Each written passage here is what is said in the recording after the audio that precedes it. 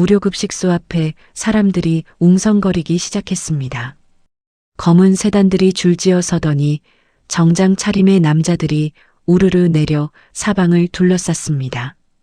수행원들이 일제히 자세를 잡고 경호원들이 좌우로 갈라섰죠.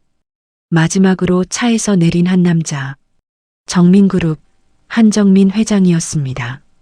제게 서열삼이 텔레비전 속에서만 보던 얼굴이 지금 이 급식소 앞에 직접 나타난 겁니다. 그가 한 걸음 내디딜 때마다 주변 공기가 달라졌습니다. 줄을 서 있던 사람들이 수군거리기 시작했죠.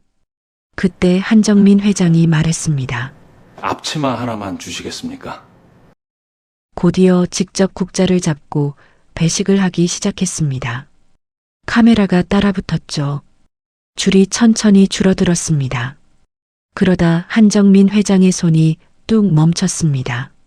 낡은 점퍼, 해진 운동화. 줄 맨 끝에 서 있던 남자와 눈이 마주친 순간이었습니다. 국자를 조용히 내려놓았습니다.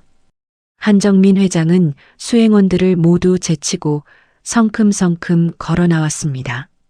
경호원들이 허둥지둥 뒤를 쫓았고 주변은 술렁였습니다. 그리고 그 자리에서 허리가 꺾였습니다. 90도로. 선생님, 20년 만입니다. 대한민국 재계 서열 3위가 지금 이 노숙인 앞에 고개를 숙인 겁니다. 도대체 이 노숙인의 정체는 무엇일까요? 이야기 시작 전 구독과 좋아요 부탁드리고 그럼 사연 시작합니다. 박철수 씨가 회사를 처음 세운 건 32살 때였습니다. 자동차 부품을 만드는 작은 제조업체였죠. 공장이라고 해봐야 직원이 50명 남짓, 기계도 낡은 것들이 대부분이었습니다. 하지만 철수 씨는 그 공장이 자랑스러웠습니다. 설계도를 들고 납품처를 발품 뛰어 찾아다니고 직접 작업복을 입고 현장에서 일한 끝에 만들어낸 것이었으니까요. 그 공장에는 철수 씨만의 원칙이 하나 있었습니다. 직원들 월급만은 절대 밀리지 않는다는 것이었죠. 아무리 자금이 빠듯해도 납품이 늦어져도 월급날은 반드시 지켰습니다. 어떤 달에는 자기 손에 쥐어지는 돈보다 직원들 월급이 더 많았습니다. 아내가 눈살을 찌푸렸지만 철수 씨는 고집을 꺾지 않았습니다. 나한테 일하러 온 사람들인데 그 사람들 밥값은 내가 책임져야지. 그게 철수 씨가 가진 유일한 사장 철학이었습니다. IMF가 터졌을 때도 어떻게든 버텼습니다. 납품 단가를 낮추고 야근을 밥 먹듯 했습니다. 쉬는 날도 공장에 나왔습니다. 직원 몇 명은 스스로 월급을 깎겠다고 했습니다. 그 마음이 고마워서 더 버텼습니다. 고비를 넘겼다고 생각한 순간이 있었습니다. 그 방심이 독이 됐습니다. 주거래 납품처가 부도를 냈습니다. 한 곳이 쓰러지니 연쇄적으로 무너졌습니다. 어음이 돌아오지 않았습니다. 대금이 막혔습니다. 철수 씨 회사도 버티지 못했습니다. 공장 문을 닫아야 했고 기계가 하나둘 팔려나갔습니다. 집은 경매로 넘어갔죠. 평생 쌓아온 것이 반년 만에 증발했습니다. 가장 힘든 건 직원들이었습니다. 마지막 2달치 월급을 끝내 못 줬습니다. 그 얼굴들이 눈에 밟혔습니다. 오래 일한 사람도, 얼마 전에 결혼한 사람도, 이제 막 들어온 젊은 친구도 한 명 한 명 불러서 사정을 설명했지만 말이 제대로 나오지 않았습니다. 고개를 들 수가 없었습니다. 그게 더 괴로웠습니다. 아내는 짐을 쌌습니다. 아이를 데리고 친정으로 갔죠. 처음에는 기다리겠다고 했습니다. 하지만 그 말이 끝이었습니다. 이혼 서류가 날아온 건 그로부터 석 달 뒤였습니다. 서류를 받아들고 철수 씨는 한참 동안 그 자리에 서 있었습니다. 서명을 해야 한다는 걸 알면서도 손이 움직이지 않았습니다. 결국 서명을 했습니다. 잡을 이유가 없다고 생각했습니다. 자신이 무너뜨린 것이었으니까요. 철수 씨는 길거리로 나왔습니다. 아는 사람을 찾아다녔지만 세상은 냉정했습니다. 잘 곳을 전전하다 노숙을 시작한 게 언제부터인지 기억이 흐릿해졌습니다. 아무도 모르는 것 같았습니다. 어쩌면 아무도 신경 쓰지 않는 것 같았습니다. 그것이 가장 무서웠습니다. 누군가에게 자신이 존재하지 않는 것 같은 느낌. 그 감각이 점점 익숙해지는 것이 더 무서웠습니다. 그날도 겨울이었습니다. 바람이 한강을 따라 길게 올라오는 밤이었죠. 가로등 불빛이 검은 강물 위에 일렁이고 있었습니다. 철수 씨는 한강 다리 위에 서 있었습니다. 난간 아래로 물이 흘렀습니다. 검고 느리고 차가운 물이었습니다. 철수 씨는 한참 동안 그 물을 내려다봤습니다. 아무 생각이 없었습니다. 생각을 하지 않으려고 했는지도 모릅니다. 하지만 생각은 멈추지 않았습니다. 직원들 얼굴이 떠올랐습니다. 마지막 월급을 못 받고 떠난 얼굴들이었습니다. 아이의 얼굴이 떠올랐습니다. 아내가 마지막으로 아이 손을 잡고 돌아서던 뒷모습이 떠올랐습니다. 그 장면들이 차례차례 지나갔습니다. 난간을 잡은 손에 힘이 들어갔습니다. 나도 모르게 몸이 앞으로 기울고 있었습니다. 그때였습니다. 다리 위 저쪽 끝에 사람이 있었습니다. 멀찍이 떨어진 곳이었습니다. 젊은 남자였습니다. 20 후반쯤 돼 보였죠. 그 남자도 난간을 잡고 있었습니다. 그런데 자세가 이상했습니다. 몸이 위험하게 바깥쪽으로 기울어져 있었습니다. 발이 지면에서 살짝 떠 있었습니다. 철수 씨의 발이 먼저 움직였습니다. 생각이라는 게 없었습니다. 그냥 뛰었습니다. 자신도 같은 자리에 서 있었으면서 뛰었습니다. 숨이 차게 달려가서 젊은 남자의 팔을 잡아당겼습니다. 힘껏 잡아당겼습니다. 야, 거기 잠깐만. 남자가 저항했습니다. 나요. 나달라고 했습니다. 목소리가 갈라져 있었습니다. 울면서 소리를 지르고 있었습니다. 철수 씨는 놓지 않았습니다. 이유를 몰랐습니다. 그냥 놓으면 안 된다는 것만 알았습니다. 두 사람이 차가운 다리 위에서 한참 실랑이를 벌였습니다. 결국 젊은 남자가 힘이 빠진 듯 주저앉았습니다. 그대로 울기 시작했습니다. 소리를 내지 않는 울음이었습니다.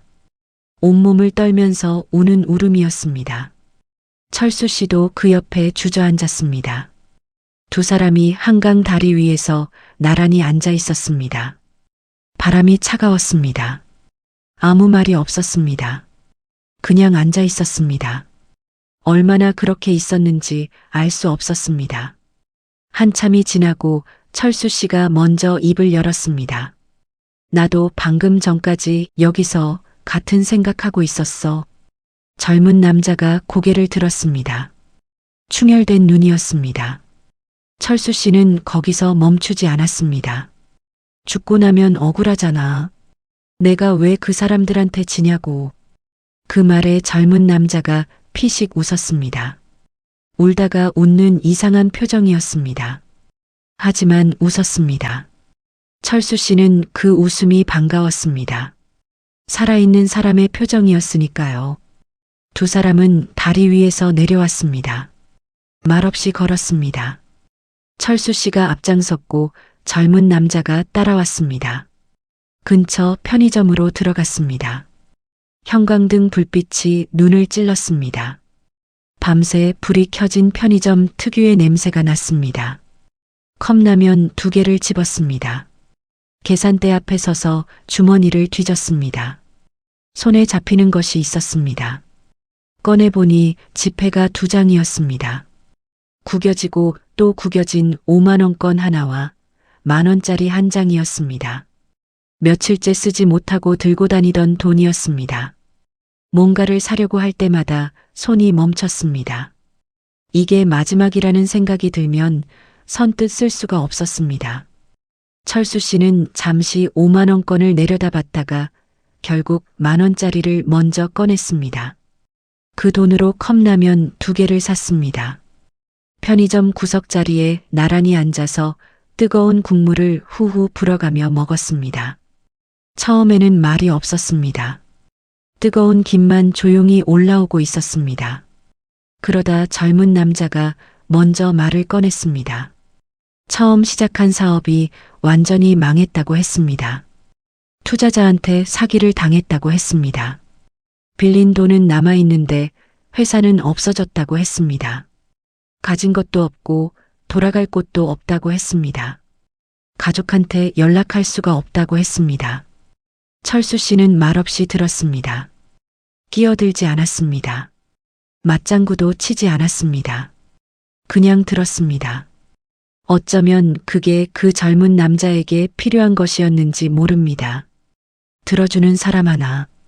라면을 다 먹고 자리에서 일어나려는데 철수 씨 손이 주머니로 갔습니다.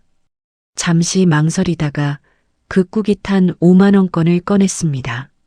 젊은 남자 손에 쥐어줬습니다. 이거밖에 없어. 나도 이게 전부야. 근데 당신이 나보다 더 어려 보이니까. 젊은 남자가 고개를 저었습니다. 받을 수 없다고 했습니다. 눈빛이 진심이었습니다. 철수 씨가 그 손을 꽉 쥐게 했습니다. 살아있어야 갚든 뭐라든 하지. 죽으면 끝이야. 그리고 당신은 아직 젊잖아. 그 말을 끝으로 철수 씨가 편의점 문을 나섰습니다. 찬바람이 얼굴을 때렸습니다. 몇 걸음 걷다가 한번 돌아봤습니다. 편의점 유리창 너머로 젊은 남자가 보였습니다. 꾸깃한 5만 원을 두 손으로 꼭 쥐고 있었습니다. 고개를 숙이고 있었습니다. 철수 씨는 돌아서서 다시 걸었습니다. 이름도 모르는 사람이었습니다. 연락처도 없었습니다. 어디서 왔는지도 몰랐습니다. 다시 볼 수 있을지도 알 수 없었죠. 그냥 그렇게 헤어졌습니다.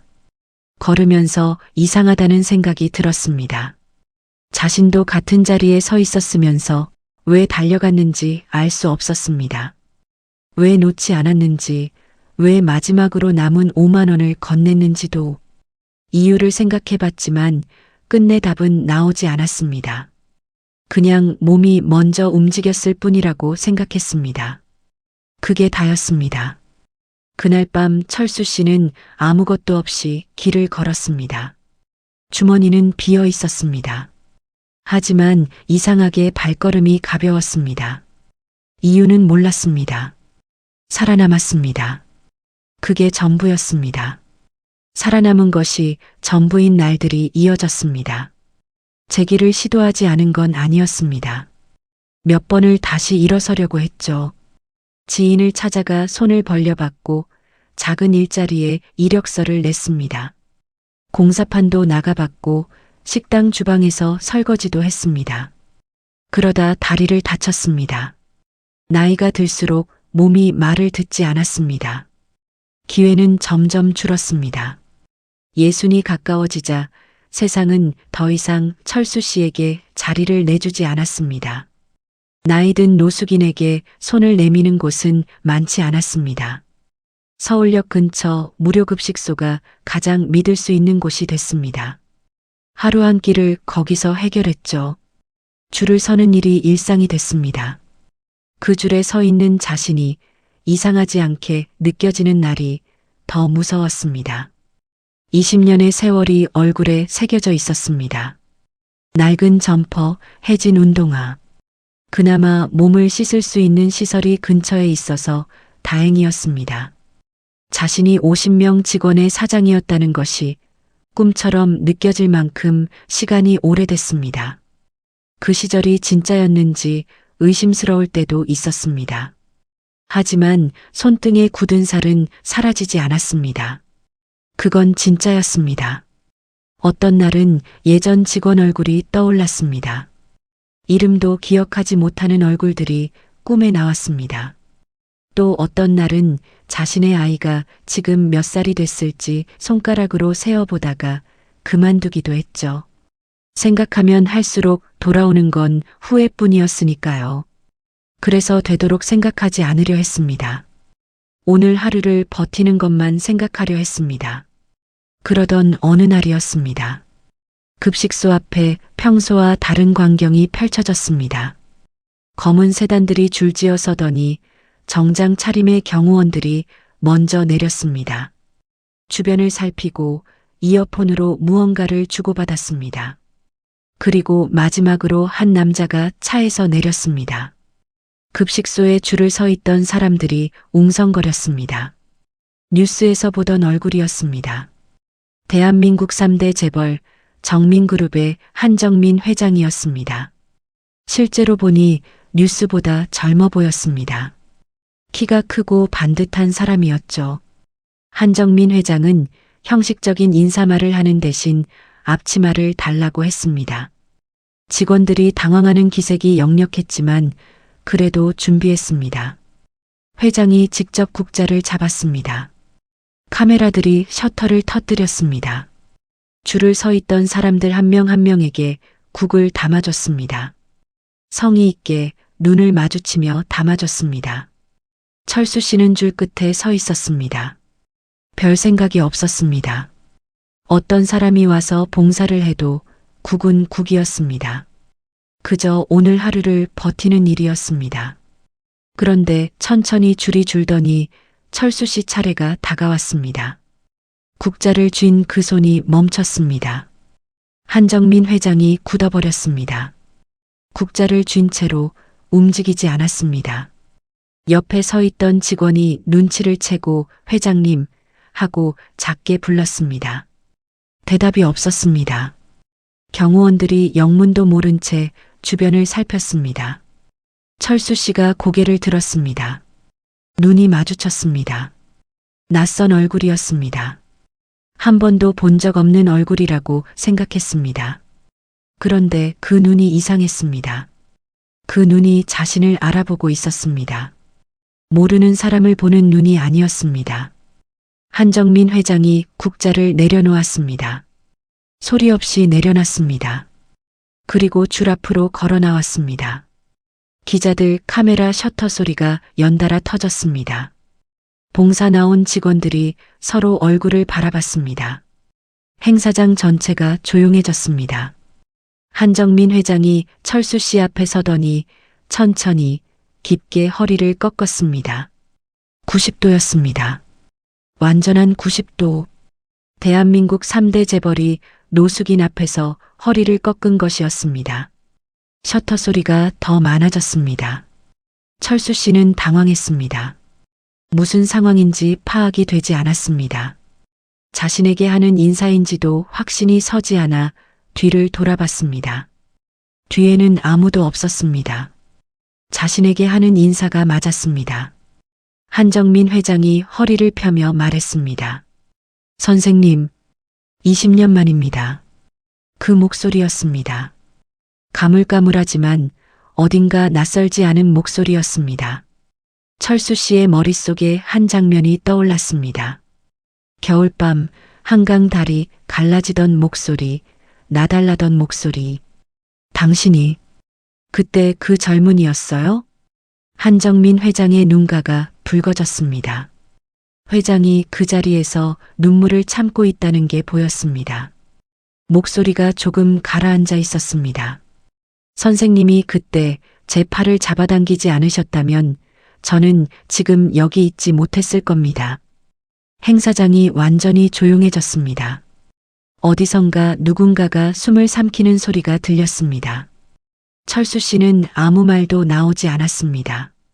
20년 전 그 다리 위에 젊은 남자가 지금 대한민국 3대 재벌 그룹의 회장이 되어 자신 앞에 서 있었습니다.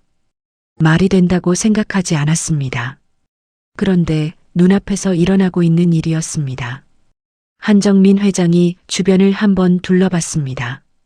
행사장은 여전히 술렁이고 있었고 시선이 두 사람에게 쏠려 있었습니다. 잠시 망설이던 회장이 조용히 입을 열었습니다. 선생님, 잠깐 저쪽에 앉으셔도 괜찮겠습니까? 급식소 한쪽 구석, 비어있는 테이블을 가리켰습니다. 철수 씨는 아무 말 없이 고개를 끄덕였습니다.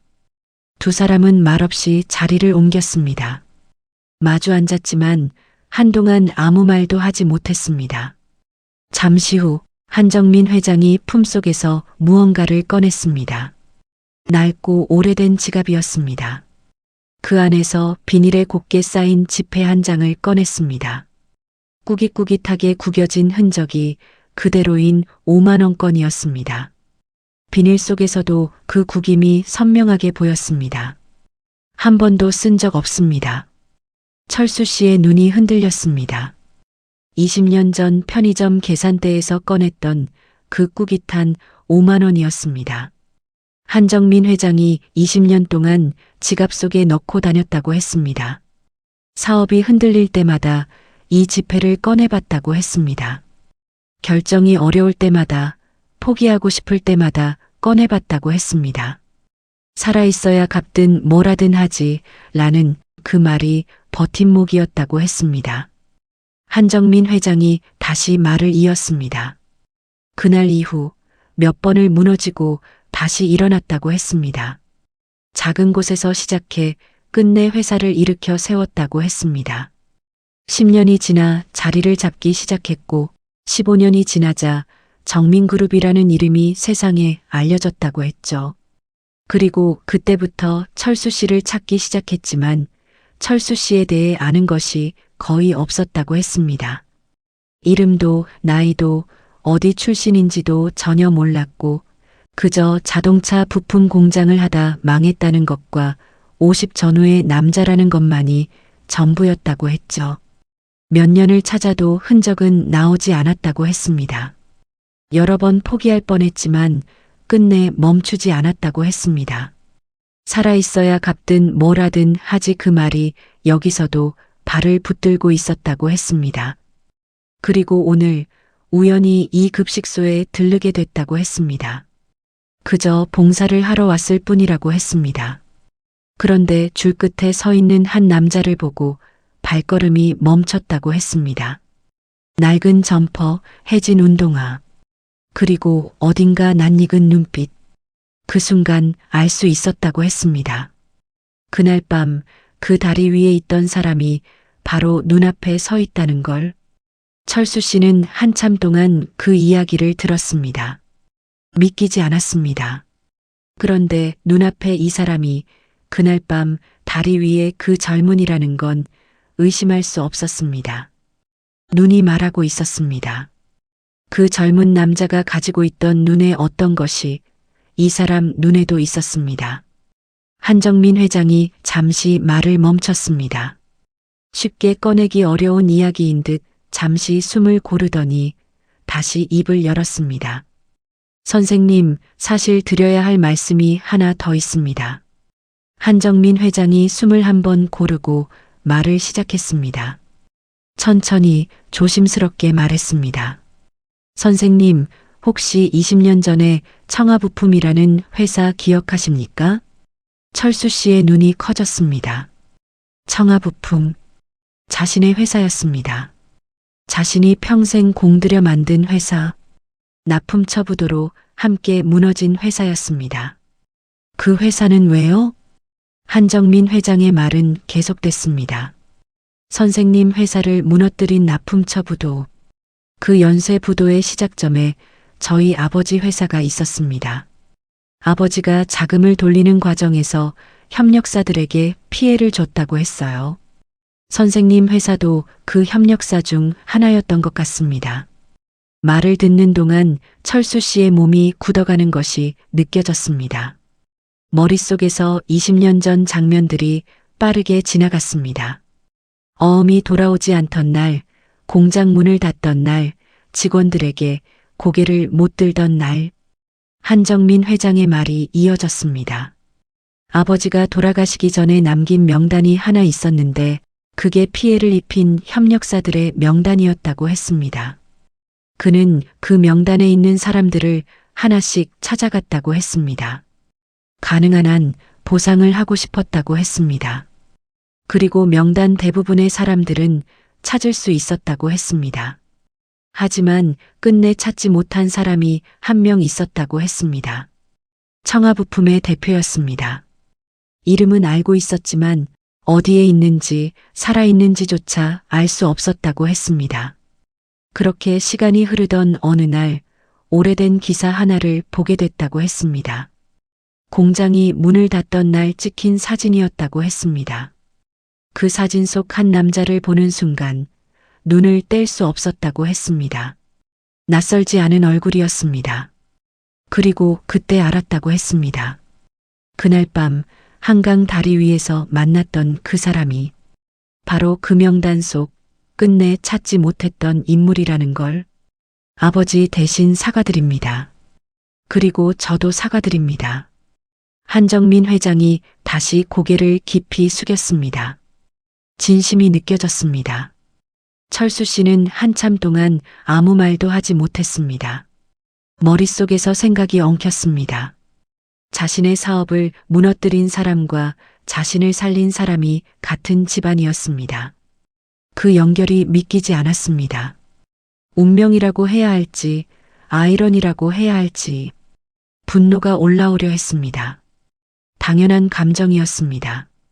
20년 전 그 모든 것을 잃게 만든 시작점이 거기 있었습니다. 아내가 떠난 것도, 아이와 헤어진 것도, 길거리로 나온 것도, 그 연쇄의 맨 앞에 그 집안이 있었습니다.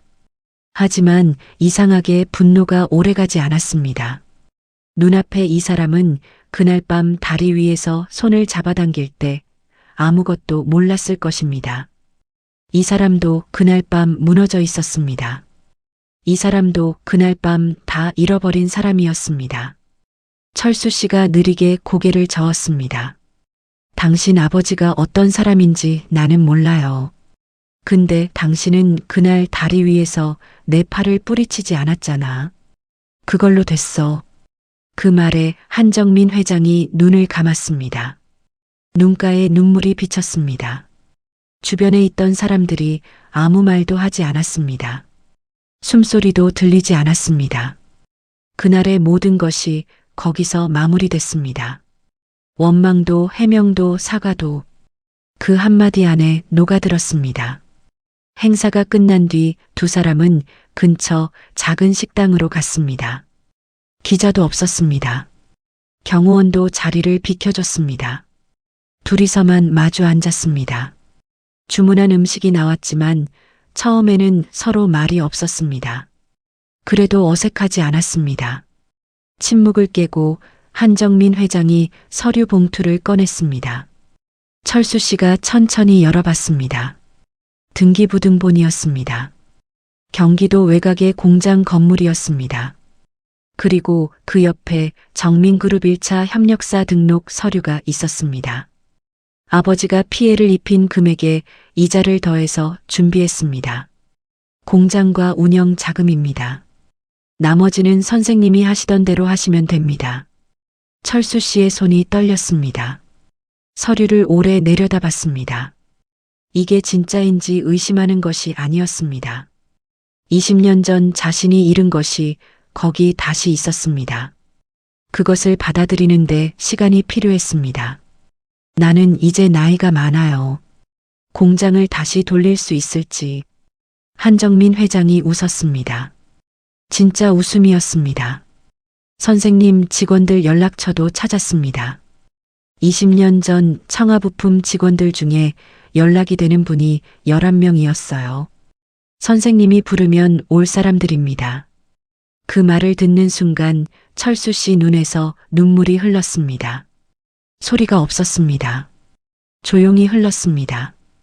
20년 전 마지막 월급을 못 준 채 흩어진 직원들이었습니다. 기다리고 있었다는 말이 아니었습니다. 하지만 다시 함께할 수 있다는 말이었습니다. 그것으로 충분했습니다. 공장은 이듬해 봄에 다시 문을 열었습니다. 이름은 그대로였습니다. 청아부품. 바꿀 이유가 없었습니다. 그 이름에 담긴 것들이 있었으니까요. 개업 첫날 한정민 회장이 왔습니다. 정장이 아니라 청바지 차림이었습니다. 혼자였습니다. 카메라도 없었습니다. 경호원도 저 멀리 세워두고 혼자 걸어 들어왔습니다. 철수 씨가 공장 입구에서 맞았습니다. 두 사람이 악수를 했습니다. 말이 필요 없는 악수였습니다. 한정민 회장이 비닐에 싼 꾸깃한 5만 원을 다시 건넸습니다. 선생님, 그 5만 원 이제 돌려드립니다. 철수 씨가 받아들었습니다. 한참 들여다봤습니다. 구겨진 주름이 20년 전 그대로였습니다. 그리고 공장 한쪽 벽에 못을 박았습니다. 액자도 없이 5만 원을 그대로 걸었습니다. 직원들이 웃으면서 물었습니다. 사장님, 저게 뭐예요? 철수 씨가 말했습니다. 이 공장이 여기 있게 된 이유야. 아무도 더 묻지 않았습니다. 다들 알 것 같았습니다. 청아 부품이 다시 돌아가기 시작했습니다. 처음에는 조심스러웠습니다. 기계 소리가 낯설었고 작업복이 어색했습니다. 20년 만에 다시 입은 작업복이었습니다. 손이 예전 같지 않다는 걸 첫날부터 알았습니다. 하지만 몸은 기억하고 있었습니다. 오래된 근육이 천천히 깨어났습니다. 직원들이 하나둘 출근했습니다. 11명이었습니다. 20년 전 청아부품에서 일했던 얼굴들이었습니다. 머리가 휘어진 사람도 있었고 허리가 굽은 사람도 있었습니다. 세월이 다들 비슷하게 흘러간 얼굴들이었습니다. 첫날 아침 다들 어색하게 서 있었습니다. 말이 없었습니다. 그러다 누군가 웃었습니다. 그 웃음이 퍼졌습니다. 어색함이 그렇게 녹았습니다. 철수 씨는 예전 방식대로 했습니다. 월급날을 지키는 것, 그것만은 절대 흔들리지 않았습니다. 자금이 빠듯한 달에도 직원 월급이 먼저였습니다. 직원들이 그걸 알았습니다. 말을 하지 않아도 알았습니다. 그래서 더 열심히 했습니다. 정민그룹 납품이 안정적인 기반이 됐습니다. 처음에는 그게 고마우면서도 무거웠습니다. 한정민 회장의 도움으로 시작한 공장이라는 사실이 어깨를 짓눌렀습니다. 신세를 지고 있다는 느낌이 불편했습니다. 그런데 한정민 회장이 어느 날 전화로 한마디 했습니다. 선생님, 납품 단가 조정 요청이 들어왔는데 품질 때문에 못 낮추겠다고 했습니다. 자랑스럽습니다. 그 말이 불편함을 걷어냈습니다. 도움을 받은 게 아니라 인정을 받고 있다는 느낌으로 바뀌었습니다. 공장 규모가 조금씩 커졌습니다. 직원이 25명이 됐습니다. 예전 50명에는 못 미쳤지만 서두르지 않았습니다. 무리하게 키우다 무너진 기억이 있었으니까요. 천천히 단단하게. 그게 이번 철수 씨의 방식이었습니다. 벽에 걸린 꾸깃한 5만 원은 그대로였습니다. 액자를 해놓을까요? 누가 물었습니다. 철수 씨가 고개를 저었습니다. 그냥 두라고 했습니다. 구겨진 채로 못 하나에 걸린 채로 있는 게 맞다고 생각했습니다. 반듯하게 만들면 뭔가 달라질 것 같았습니다. 그 구김이 진짜였으니까요. 그 구김 안에 그날 밤이 있었으니까요. 어떤 날은 퇴근하고 혼자 공장에 남아 그 5만 원을 올려다 봤습니다. 아무 생각 없이 그냥 봤습니다. 그러면 이상하게 마음이 가라앉았습니다. 잘하고 있다는 확신은 없었습니다. 하지만 계속 할 수 있다는 느낌은 있었습니다. 그것으로 충분했습니다. 이후 한정민 회장은 매년 노숙인 지원 행사를 이어갔습니다. 행사 이름도 바꿨습니다. 정민그룹 사회공헌 행사에서 그 겨울밤으로. 그 이름의 뜻은 공식적으로 한 번도 설명하지 않았습니다. 하지만 매년 그 자리에서 직접 국자를 잡는 이유를 아는 사람은 알고 있었습니다. 20년 전 그날 밤이 한 사람의 인생을 바꿨다는 것을. 이 이야기를 전하는 내내 한 가지 생각이 머릿속을 떠나지 않았습니다. 철수 씨가 그날 밤 달려가지 않았다면 어떻게 됐을까 하는 것이었습니다. 무너진 사람이 자신보다 더 무너진 사람 앞에서 발이 먼저 움직였습니다. 이유도 계산도 없이 그냥 뛰었죠. 그 한순간이 두 사람의 인생을 바꿨습니다. 거창한 일은 아니었습니다. 달리고 붙잡고 컵라면을 나누고 5만 원을 건넨 것. 그게 다였습니다. 하지만 그게 전부였습니다. 혹시 여러분의 삶에도 어딘가에서 누군가가 내밀었던 손 하나가 있지 않으셨나요? 혹은 여러분이 누군가에게 손을 내밀었던 적은요? 기억도 못할 만큼 작은 일이었을 수도 있을 겁니다.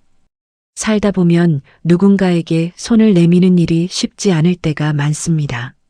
나도 힘들고 여유가 없을 때가 많으니까요.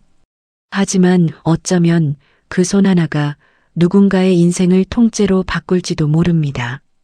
철수 씨처럼요. 이 이야기를 들으시면서 마음이 조금이라도 따뜻해지셨다면 그것으로 충분합니다. 오늘도 끝까지 함께 해주셔서 진심으로 감사합니다.